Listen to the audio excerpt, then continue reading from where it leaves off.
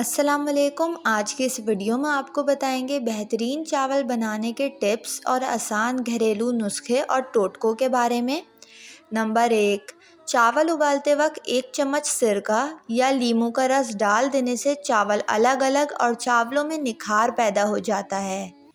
Number 2, चावल उबालते वक्त 1 चम्मच तेल डालने से चावल अलग अलग हो जाते हैं और आपस में चिपकते नहीं हैं।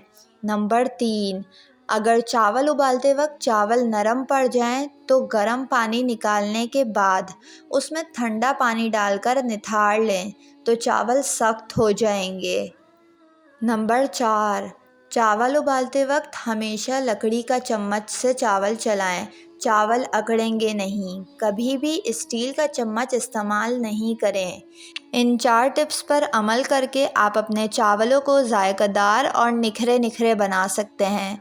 उम्मीद करती हूँ आपको ये वीडियो पसंद आई होगी। वीडियो को लाइक और मेरे चैनल को सब्सक्राइब करके बेल नोटिफिकेशन ज़रूर ऑन कर लें।